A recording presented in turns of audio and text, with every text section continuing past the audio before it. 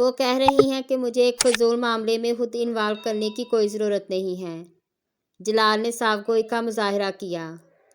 میں نے انہیں تمہارے پرابلم کے بارے میں بتایا، مگر ان کا کہنا ہے کہ یہ تمہارا پرابلم ہے، ہمارا نہیں۔ امامہ کو اس کے لفظوں سے شدید تکلیف ہوئی تھی۔ میں نے انہیں بہت سمجھانے کی کوشش کی، مگر وہ رضامند نہیں ہیں اور نہ ہی ہوگی۔ جلال کی آواز دھیمی ہو گئی تھی۔ مجھے تمہاری مدد کی ضرورت ہے جلال، اس نے ڈوبتے دل کے ساتھ کسی موہوم سی امید پر کہا۔ میں جانتا ہوں امامہ، مگر میں کچھ نہیں کر سکتا۔ میرے والدین اس پرپوزل پر راضی نہیں ہیں۔ کیا تم ان کی مرضی کے بغیر مجھ سے شادی نہیں کر سکتے؟ نہیں، یہ میرے لیے ممکن نہیں ہے۔ مجھے ان سے اتنی محبت ہے کہ میں انہیں ناراض کر کے تم سے شادی نہیں کر سکتا۔ پلیز جلال، وہ گڑ گڑائی، تمہارے علاوہ میرے پاس اور کوئی راستہ نہیں ہے۔ میں اپنے والدین کی نافرمانی نہیں کر سکتا۔ تم مجھے اس کے لیے مجبور نہ کرو۔ میں آپ کو نافرمانی کے لیے نہیں کہہ رہی ہوں، میں تو آپ سے اپنی زندگی کی بھیک مانگ رہی ہوں۔ اس کے اعصاب چٹک رہے تھے۔ اسے یاد نہیں تھا کہ اس نے اپنی زندگی میں کبھی کسی سے اتنے التجائیہ اور منت بھرے انداز میں بات کی ہو۔ آپ مجھ سے صرف نکاح کر لیں، اپنے والدین کو اس کے بارے میں نہ بتائیں۔ بے شک آپ بعد میں ان کی مرضی سے بھی شادی کر لیں، میں اعتراض نہیں کروں گی۔ تم اب بچوں جیسی باتیں کر رہی ہو۔ خود سوچو، اگر ایسے کسی نکاح کے بارے میں ابھی میرے والدین کو پتہ چل جاتا ہے تو وہ کیا کریں گے؟ وہ تو مجھے گھر سے نکال دیں گے، اور پھر تم اور میں کیا کریں گے؟ ہم محنت کر لیں گے، کچھ نہ کچھ کر لیں گے۔ تمہارے اس کچھ نہ کچھ سے میں باہر پڑھنے جا سکوں گا؟ اس بار جلال کا لہجہ چھپتا ہوا تھا۔ وہ بول نہیں سکی۔ نہیں امامہ، میرے اتنے خواب اور خواہشات ہیں کہ میں انہیں تمہارے لیے یا کسی کے لیے بھی نہیں چھوڑ سکتا۔ مجھے تم سے محبت ہے، اس میں کوئی شک نہیں، مگر میں اس جذباتیت کا مظاہرہ نہیں کر سکتا جس کا مظاہرہ تم کر رہی ہو۔ تم دوبارہ مجھے فون مت کرنا، کیونکہ میں اب اس سارے معاملے کو یہیں ختم کر دینا چاہتا ہوں۔ مجھے تم سے ہمدردی ہے، مگر تم اپنے اس مسئلے کا حل خود نکالو۔ میں تمہاری مدد نہیں کر سکتا۔ خدا حافظ۔ جلال نے فون بند کر دیا۔ رات 10:50 پر اسے اپنے ارد گرد کی پوری دنیا دھوئیں میں تحلیل ہوتی نظر آئی۔ کسی چیز کے مٹھی میں ہونے پر پھر دور دور تک کہیں نہ ہونے کا فرق کوئی امامہ سے بہتر نہیں بتا سکتا تھا۔ معاف ذہن اور شل ہوتے ہوئے عذاب کے ساتھ وہ بہت دیر تک کسی بت کی طرح اپنے بیڈ پر ٹانگیں لٹکائے بیٹھی رہی۔ مجھے بتا دینا چاہیے اب بابا کو سب کچھ، اس کے سوا اب اور کوئی دوسرا راستہ نہیں ہے۔ شاید وہ خود ہی مجھے اپنے گھر سے نکال دیں، کم از کم مجھے اس گھر سے تو رہائی مل جائے گی۔ میں اسجد سے شادی کرنا ہی نہیں چاہتی، تو شاپنگ کا تو سوال ہی پیدا نہیں ہوتا۔ امامہ نے مستحکم لہجے میں امی سے کہا۔ سلمیٰ اسے اگلے روز اپنے ساتھ مارکیٹ جانے کا کہنے کے لیے آئی تھی۔ پہلے تمہیں شادی پر اعتراض تھا، اب تمہیں اسجد سے شادی پر اعتراض ہے۔ آخر تم چاہتی کیا ہو؟ سلمیٰ اس کی بات پر مشتعل ہو گئی۔ صرف یہ کہ آپ اسجد سے میری شادی نہ کریں۔ تو پھر کس سے کرنا چاہتی ہو تم؟ ہاشم مبین اچانک کھلے دروازے سے اندر آ گئے تھے۔ یقیناً انہوں نے باہر کوریڈور میں امامہ اور سلمیٰ کے درمیان ہونے والی گفتگو سنی تھی۔ وہ اپنے غصے پر قابو نہیں رکھ پائے تھے۔ امامہ یکدم چپ ہو گئی۔ بولو، کس سے کرنا چاہتی ہو؟ اب منہ بند کیوں ہو گیا ہے؟ آخر تم اسجد سے شادی کیوں نہیں کرنا چاہتی؟ کیا تکلیف ہے تمہیں؟ انہوں نے بلند آواز میں کہا۔ بابا، شادی ایک بار ہوتی ہے اور وہ میں اپنی پسند سے کروں گی۔ وہ ہمت کر کے بولی۔ کل تک اسجد تمہاری پسند تھا؟ ہاشم مبین نے دانت پیستے ہوئے کہا۔ کل تھا، اب نہیں ہے۔ کیوں؟ اب کیوں نہیں ہے؟ امامہ کچھ کہے بغیر ان کا چہرہ دیکھنے لگی۔ بولو، اب کیوں پسند نہیں ہے وہ تمہیں؟ ہاشم مبین نے بلند آواز میں پوچھا۔ بابا، میں کسی مسلمان سے شادی کروں گی۔ ہاشم مبین کو لگا آسمان ان کے سر پر گر پڑا تھا۔ کیا کہا تم نے؟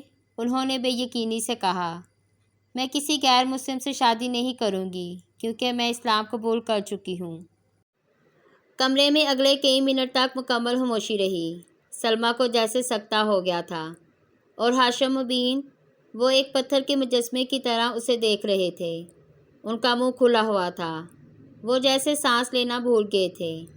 इनके वहमो गुमान में भी नहीं था कि कभी इन्हें ज़िंदगी में अपनी औलाद और वो भी अपनी सबसे लाडली बेटी के सामने इस तरह की सूरत हाल का सामना करना पड़ेगा। इनके 40 साल मुकम्मल तौर पर भनौर की जद में आ गए थे। तुम क्या बकवास कर रही हो?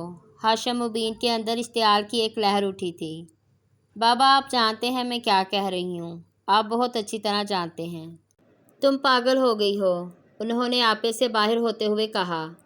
उमामा ने कुछ कहने की बजाय नफ़ी में गर्दन हिलाई। वो हाशिम मुबीन की ज़हनी कैफियत को समझ रही थी।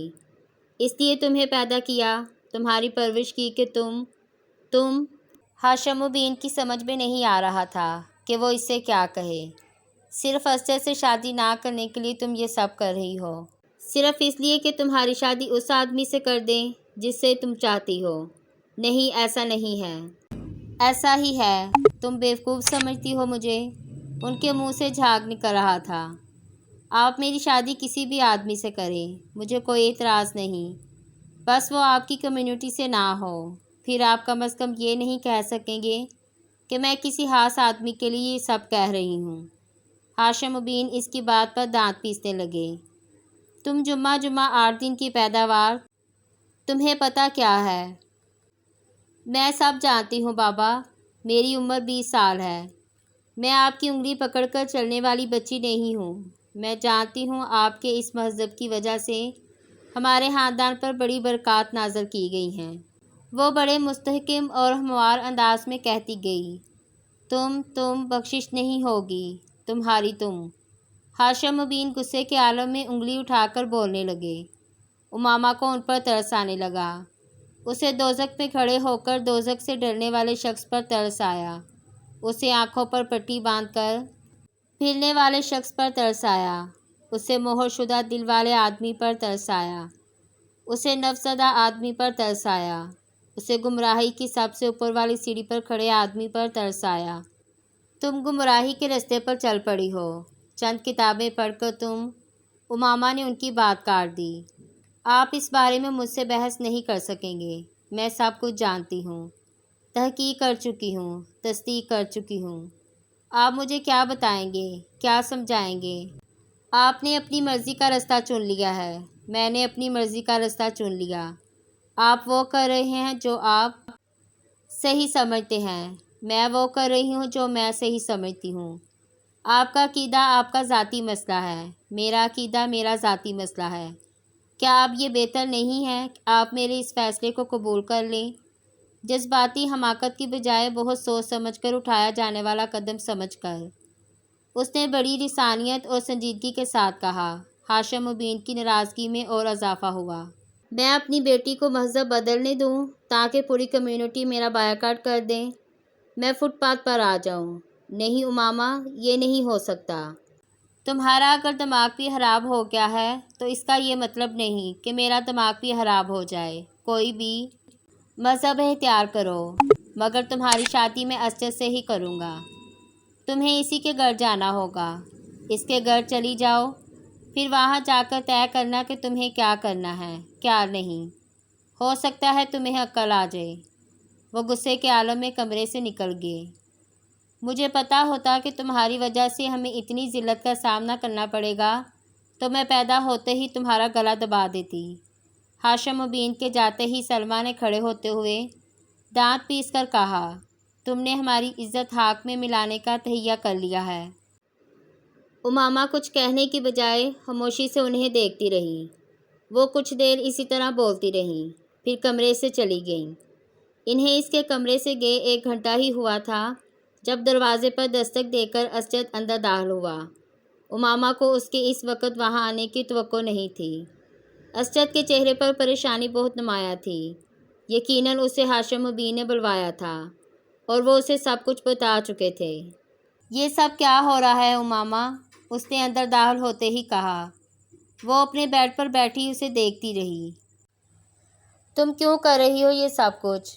असद, तुम्हें अगर ये बता दिया गया है कि मैं क्या कर रही हूँ तो फिर ये भी बता दिया गया होगा कि मैं क्यों कर रही हूँ। तुम्हें अंदाज़ा नहीं है कि तुम क्या कर रही हो। वो कुर्सी खींचकर बैठ गया। मुझे अंदाज़ा है, اس عمر میں انسان جذبات میں آ کر بہت غلط فیصلے کر لیتا ہے۔ امامہ نے ترشی سے اس کی بات کاٹ دی۔ جذبات میں آ کر؟ کوئی جذبات میں آ کر مذہب تبدیل کرتا ہے؟ کبھی نہیں۔ میں 4 سال سے اسلام کے بارے میں پڑھ رہی ہوں۔ 4 سال کم نہیں ہوتے۔ تم لوگوں کی باتوں میں آ گئی ہو۔ تم نہیں، میں کسی کی باتوں میں نہیں آئی۔ میں نے جس چیز کو غلط سمجھا اسے چھوڑ دیا اور بس۔ وہ کچھ دیر بے چارگی کے عالم میں اسے دیکھتا رہا، پھر سر جھٹکتے ہوئے اس نے کہا، ٹھیک ہے، ان سب باتوں کو چھوڑو۔ شادی پر کیوں اعتراض ہے تمہیں؟ تمہارے عقائد میں جو تبدیلی آئی ہے وہ ایک طرف، کم از کم شادی تو ہونے دو۔ میری اور تمہاری شادی جائز نہیں۔ وہ اس کی بات پر ہکا بکا رہ گیا۔ کیا میں غیر مسلم ہوں؟ ہاں تم ہو۔ انکل ٹھیک کہہ رہے تھے، کسی نے واقعی تمہارا برین واش کر دیا ہے، اس نے اکھڑے ہوئے لہجے میں کہا۔ پھر تم ایک ایسی لڑکی سے شادی کیوں کرنا چاہتے ہو؟ بہتر ہے تم کسی اور سے شادی کرو، اس نے تڑکی بر تڑکی کہا۔ میں نہیں چاہتا کہ تم اپنی زندگی برباد کر لو۔ وہ اس کی بات پر عجیب سے انداز میں ہنسی۔ زندگی برباد؟ کون سی زندگی؟ یہ زندگی جو میں تم جیسے لوگوں کے ساتھ گزار رہی ہوں، جنہوں نے پیسے کے لیے اپنے مذہب کو چھوڑ دیا۔ Behave your self. تم بات کرنے کے تمام مینرز بھول گئی ہو، کس کے بارے میں کیا کہنا چاہیے اور کیا نہیں، تم نے سرے سے ہی فراموش کر دیا ہے۔ اسجد اسے ڈانٹنے لگا۔ میں ایسے کسی شخص کا احترام نہیں کر سکتی جو لوگوں کو گمراہ کر رہا ہو، امامہ نے دو ٹوک انداز میں کہا۔ جس عمر میں تم ہو، اس عمر میں ہر کوئی اسی طرح کنفیوز ہو جاتا ہے جس طرح تم کنفیوز ہو رہی ہو۔ جب تم اس عمر سے نکلو گی تو تمہیں احساس ہوگا کہ ہم لوگ صحیح تھے یا غلط۔ اسجد نے ایک بار اسے سمجھانے کی کوشش کی۔ اگر تم لوگوں کو یہ لگتا ہے کہ میں غلط ہوں، تب بھی تم لوگ مجھے چھوڑ کیوں نہیں دیتے؟ اس طرح مجھے گھر میں قید کر کے کیوں رکھا ہوا ہے؟ اگر تم لوگوں کو اپنے مذہب کی صداقت پر اتنا یقین ہے تو مجھے اس گھر سے چلے جانے دو، حقیقت کو جانچنے دو۔ اگر کوئی اپنے آپ کو نقصان پہنچانے پر تل جائے تو اسے اکیلا نہیں چھوڑا جا سکتا، اور وہ بھی ایک لڑکی کو۔ امامہ، تم اس مسئلے کی نزاکت اور اہمیت کو سمجھو، اپنی فیملی کا خیال کرو۔ تمہاری وجہ سے سب کچھ داؤ پر لگ گیا ہے، میری وجہ سے کچھ بھی داؤ پر نہیں لگا، کچھ بھی نہیں۔ اور اگر کچھ داؤ پر لگا بھی ہے تو میں اس کی پرواہ کیوں کروں؟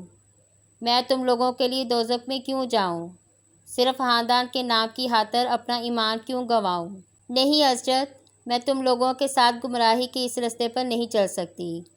مجھے وہ کرنے دو جو میں کرنا چاہتی ہوں، اس نے قطعی لہجے میں کہا۔ مجھ سے اگر تم نے زبردستی شادی کر بھی لی تو بھی تمہیں اس سے کوئی فائدہ نہیں ہوگا۔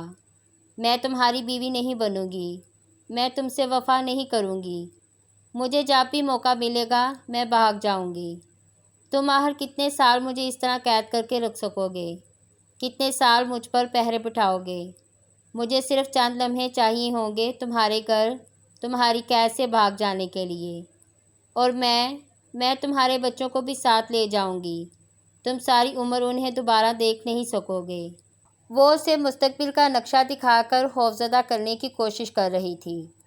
اگر میں تمہاری جگہ پر ہوتی تو میں کبھی امامہ ہاشم جیسی لڑکی سے شادی نہ کروں۔ یہ سراسر خسارے کا سودا ہوگا، حماقت اور بیوقوفی کی انتہا ہوگی۔ تم اب بھی سوچ لو، اب بھی پیچھے ہٹ جاؤ۔ تمہارے سامنے تمہاری ساری زندگی پڑی ہے۔ تم کسی بھی لڑکی کے ساتھ شادی کر کے پرسکون زندگی گزار سکتے ہو، کسی پریشانی، کسی بے سکونی کے بغیر، مگر میرے ساتھ نہیں۔ میں تمہارے لیے بدترین بیوی ثابت ہوں گی۔ تم اس سارے معاملے سے الگ ہو جاؤ، شادی سے انکار کر دو۔ انکل اعظم سے کہہ دو کہ تم مجھ سے شادی کرنا نہیں چاہتے، یا کچھ عرصے کے لیے گھر سے غائب ہو جاؤ۔ جب تمام معاملہ ختم ہو جائے تو پھر آ جانا۔ تم مجھے اس طرح کے احمقانہ مشورے مت دو۔ میں کسی بھی قیمت پر تم سے دستبردار نہیں ہو سکتا، کسی بھی قیمت پر۔ نہ میں انکار کروں گا، نہ اس معاملے سے الگ ہوں گا، نہ ہی گھر سے کہیں جاؤں گا۔ میں تم سے ہی شادی کروں گا امامہ۔ اب یہ ہمارے خاندان کی عزت اور ساکھ کا معاملہ ہے۔ یہ شادی نہ ہونے اور تمہارے گھر سے چلے جانے سے ہمارے پورے خاندان کو جتنا نقصان اٹھانا پڑے گا اس کا تمہیں بالکل اندازہ نہیں، ورنہ تم مجھے کبھی یہ مشورہ نہ دیتی۔ جہاں تک بری بیوی ثابت ہونے یا گھر سے بھاگ جانے کا تعلق ہے تو یہ سب بات کا مسئلہ ہے۔ میں تمہیں بہت اچھی طرح جانتا ہوں۔ تم اس طرح کے ٹیمپرامنٹ کی مالک نہیں ہو کہ دوسروں کو بے جا پریشان کرتی رہو، اور وہ بھی مجھے جس سے تمہیں محبت ہے، اسجد بڑے اطمینان سے کہہ رہا تھا۔ اگر آپ نے ابھی تک بیل آئیکن کو پریس نہیں کیا تو جلدی سے پریس کر لیں تاکہ میری آنے والی ویڈیو کی نوٹیفیکیشن آپ کو ملتی رہے۔ مزید اچھی سٹوریز کے لیے چینل کو سبسکرائب ضرور کریں۔ تمہیں غلط فہمی ہے، مجھے کبھی بھی تم سے محبت نہیں رہی، کبھی بھی۔ میں ذہنی طور پر تمہارے ساتھ اپنے تعلق اور رشتے کو اس وقت سے ذہن سے نکال چکی ہوں جب میں نے اپنا مذہب چھوڑا تھا۔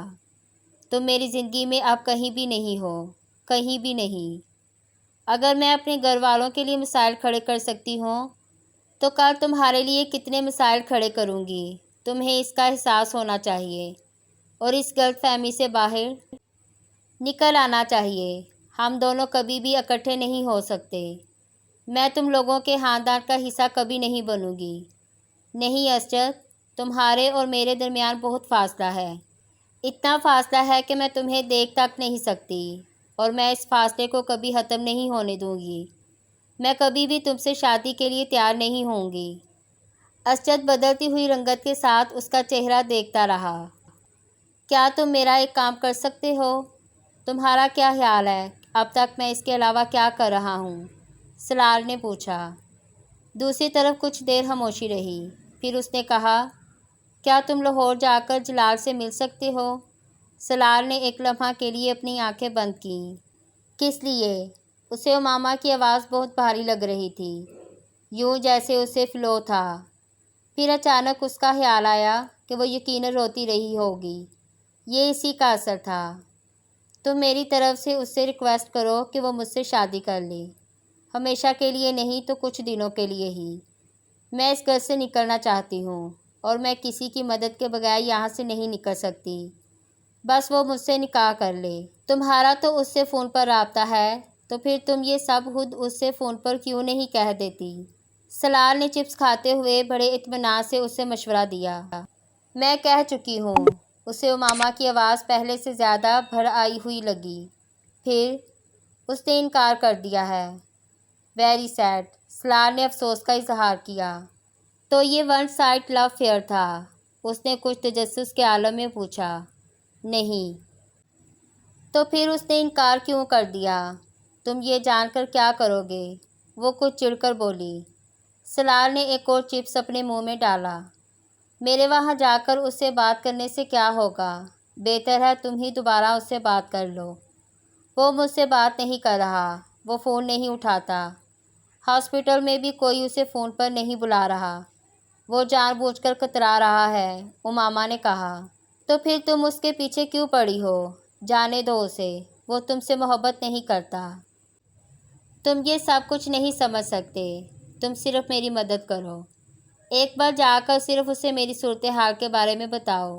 وہ مجھ سے اس طرح نہیں کر سکتا، اور اگر اس نے مجھ سے بات کرنے سے انکار کر دیا تو پھر بھی تم مجھ سے بات کرنا، شاید کوئی صورت نکل آئے، میرا مسئلہ حل ہو جائے۔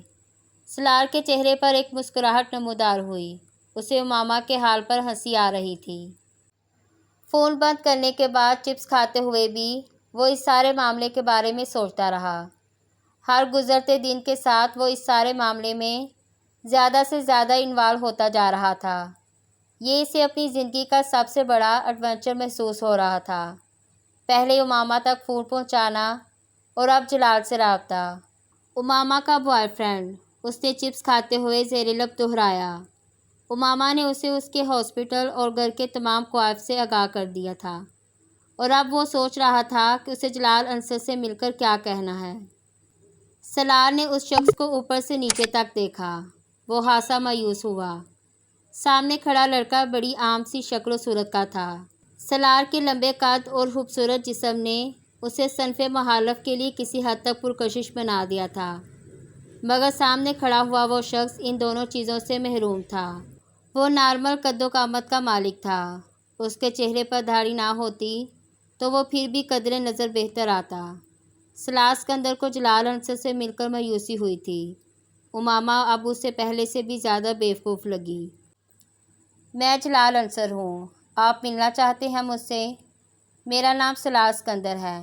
سلار نے اپنا ہاتھ اس کی طرف بڑھایا۔ معاف کیجیے گا مگر میں نے آپ کو پہچانا نہیں۔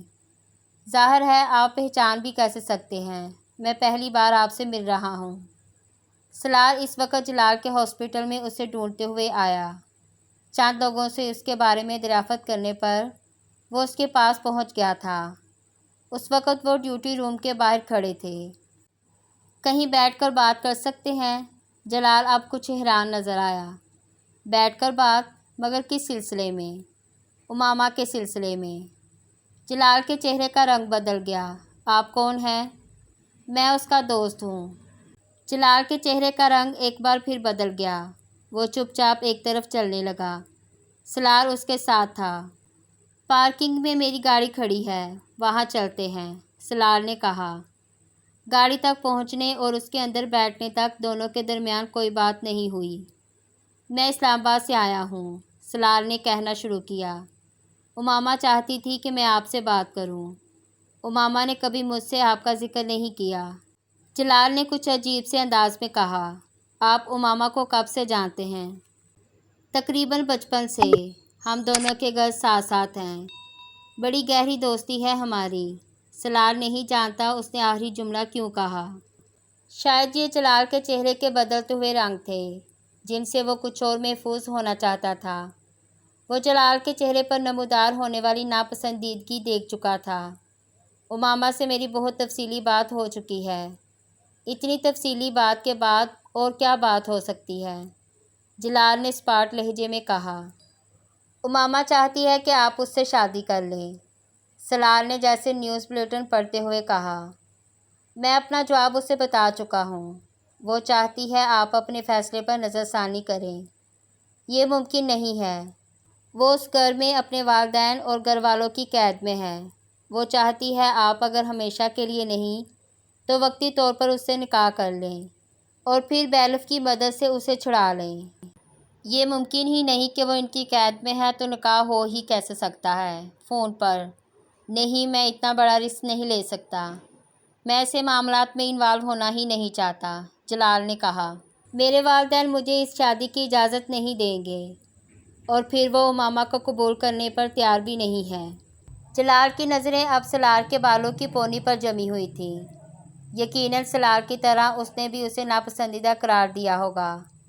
اس نے کہا کہ آپ وقتی طور پر اس سے صرف نکاح کر لیں تاکہ وہ اپنے گھر سے نکل سکے، بعد میں آپ چاہیں تو اسے طلاق دے دیں۔ میں نے کہا نا، میں اس کی مدد نہیں کر سکتا۔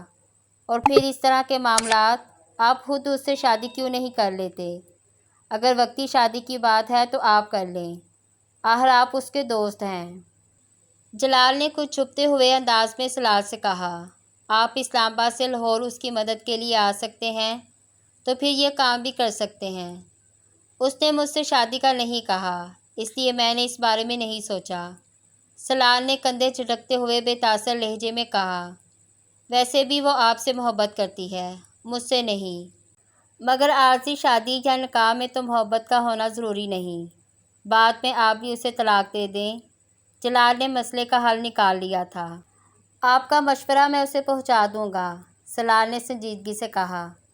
اور اگر یہ ممکن نہیں ہے تو پھر امامہ سے کہیں کہ وہ کوئی اور طریقہ اپنائیں، بلکہ آپ کسی نیوز پیپر کے آفس چلے جائیں اور انہیں امامہ کے بارے میں بتائیں کہ کس طرح اس کے خاندان اسے زبردستی قید کر کے رکھا ہے۔ جب میڈیا اس معاملے کو ہائی لائٹ کرے گا تو خود ہی وہ امامہ کو چھوڑنے پر مجبور ہو جائیں گے، یا پھر آپ پولیس کو اس معاملے کی اطلاع دیں۔ سلار کو حیرانی ہوئی۔ جلال کی تجویز بری نہیں تھی۔ واقعی امامہ اس بارے میں کیوں نہیں سوچ رہی تھی؟ یہ راستہ زیادہ محفوظ تھا۔ میں آپ کا یہ مشورہ بھی اسے پہنچا دوں گا۔ آپ دوبارہ میرے پاس نہ آئیے، بلکہ امامہ سے بھی یہ کہہ دیں کہ وہ مجھ سے کسی بھی طریقے یا ذریعے سے دوبارہ رابطہ نہ کرے۔ میرے والدین ویسے بھی میری منگنی کرنے والے ہیں۔ جلال نے جیسے انکشاف کیا۔ ٹھیک ہے، میں یہ ساری باتیں اس تک پہنچا دوں گا، سلال نے لاپرواہی سے کہا۔ جلال مزید کچھ کہے بغیر گاڑی سے اتر گیا۔ اگر امامہ کو یہ توقع تھی کہ سلال جلال کو اس سے شادی کرنے کے لیے قائل کرے گا تو یہ اس کی سب سے بڑی بھول تھی۔ وہ امامہ سے کوئی ہمدردی رکھتا تھا، نہ ہی کسی خوف خدا کے تحت اس معاملے میں کودا تھا۔ اس کے لیے یہ سب کچھ ایک ایڈونچر تھا، اور ایڈونچر میں یقیناً جلال سے امامہ کی شادی شامل نہیں تھی۔ اگر جلال سے اس کی شادی کے لیے دلائل دینے بھی پڑتے تو وہ کیا دیتا؟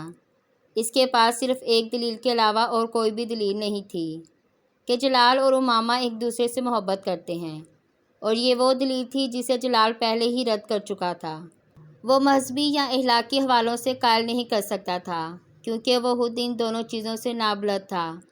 مذہب اور اخلاقیات سے اس کا دور دور سے بھی کوئی واسطہ نہیں تھا، اور سب سے بڑی بات یہ تھی کہ آخر وہ امامہ کے لیے ایک دوسرے آدمی سے اتنی لمبی بحث کرتا کیوں؟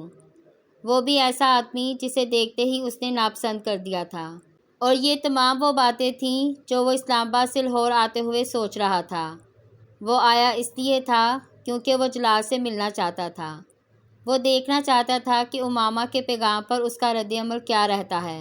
اس نے امامہ کا پیغام اسی کے لفظوں میں کسی اضافے یا ترمیم کے بغیر پہنچا دیا تھا، اور اب وہ جلال کا جواب لے کر واپس جا رہا تھا۔ وہ حادثہ محفوظ ہو رہا تھا۔ آخر اس پیغام کے جواب میں وہ کیا کرے گی؟ کہے گی اسجد سے شادی تو وہ نہیں کرے گی، جلال اس سے شادی کرنے پر تیار نہیں، گھر سے وہ نکل نہیں سکتی، کوئی ایسا آدمی نہیں جو اس کی مدد کے لیے آ سکے۔ پھر آخر وہ آگے کیا کرے گی؟ عام طور پر لڑکیاں ان حالات میں خودکشی کرتی ہیں، اور یس، وہ یقیناً اب مجھ سے زہر یا ریوالور پہنچانے کی خواہش کرے گی۔ سلال متوقع صورتحال کے بارے میں سوچ کر پرجوش ہو رہا تھا۔ خودکشی، ویری ایکسائٹڈ۔ آخر اس کے علاوہ وہ اور کر بھی کیا سکتی ہے؟ مجھے صرف کچھ دیر کے لیے تمہارا ساتھ چاہیے تاکہ میرے والدین اسجد کے ساتھ میری شادی نہ کر سکیں، اور پھر تم بیلف کے ذریعے مجھے یہاں سے نکال لو۔ اس کے بعد مجھے تمہاری ضرورت نہیں رہے گی، اور میں کبھی بھی اپنے والدین کو تمہارا نام نہیں بتاؤں گی۔ وہ آپ کہہ رہی تھی۔ اوکے، کر لیتا ہوں، مگر یہ بیلف والا کام تھوڑا مشکل ہے۔ اس میں بہت سی لیگیلٹیز انوالو ہو جاتی ہیں، وکیل کو ہائر کرنا، اور امامہ نے دوسری طرف اس کی بات کاٹ دی۔ تم اپنے فرینڈز سے اس سلسلے میں مدد لے سکتے ہو، تمہارے فرینڈز تو اس طرح کے کاموں میں ماہر ہوں گے۔ سلال کے ماتھے پر کچھ بل نمودار ہوئے۔ کس طرح کے کاموں میں؟ اسی طرح کے کاموں میں؟ تم کیسے جانتی ہو؟ وسیم نے مجھے بتایا تھا کہ تمہاری کمپنی اچھی نہیں ہے۔ امامہ کے منہ سے بے اختیار نکلا، اور وہ پھر خاموش ہو گئی۔ یہ جملہ مناسب نہیں تھا۔ میری کمپنی بہت اچھی ہے، کم از کم جلال انصر کی کمپنی سے بہتر ہے، سلال نے چپتے ہوئے لہجے میں کہا۔ وہ اس بار بھی خاموش رہی۔ تم مجھ سے شادی کرو گی؟ سلال کو جیسے شاک لگا۔ فون پر نکاح۔ وہ کچھ دیر کے لیے بول نہیں سکا۔ لاہور سے واپس آنے کے بعد اس نے امامہ کو جلال کا جواب بالکل اسی طرح سے پہنچا دیا تھا۔ اس کا اندازہ تھا کہ وہ اب رونا دھونا شروع کرے گی، اور پھر اس سے کسی ہتھیار کی فرمائش کرے گی، مگر وہ کچھ دیر کے لیے خاموش رہی۔